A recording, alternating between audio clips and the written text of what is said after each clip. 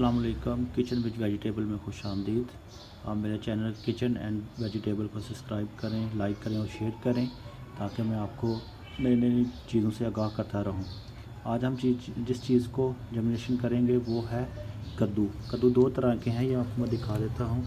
एक ये लंबे वाला कद्दू है और एक ये गोल कद्दू है।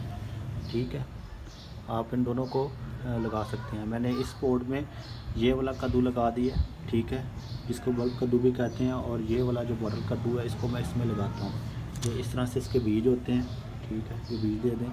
मैं एक पॉट में 4 बीज लगाऊंगा ताकि अगर खुदा न खास्ता 1 या 2 जर्मिनेशन ना हो, 2 भी हो जाए तो इनफ है मेरे लिए, ठीक है।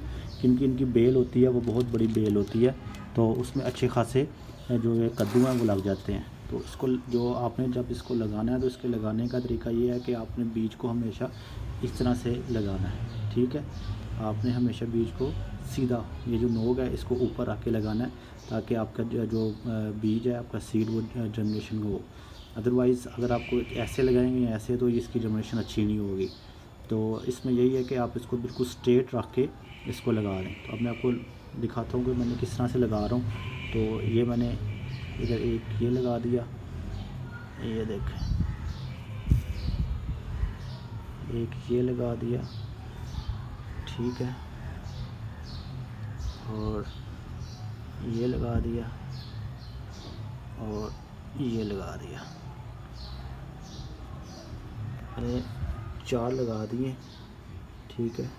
ये देखें, ये इनके ऊपर आप इस तरह से ये देखें, ये बस ये इनको सीधा रखें और इस तरह से इसके ऊपर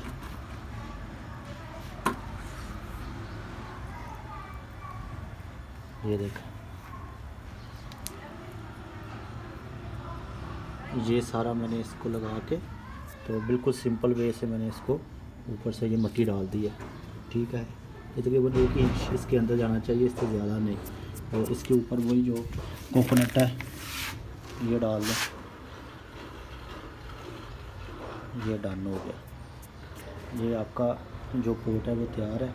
इंशाल्लाह जो ही ये जनरेशन होती है, इनका जो भी रिज़ल्ट आता है वो फिर मैं आपको दिखाऊंगा। आप मेरे साथ जुड़े रहें और मुझे दुआओं में याद रखें। ओके, अल्लाह हाफ़िज़।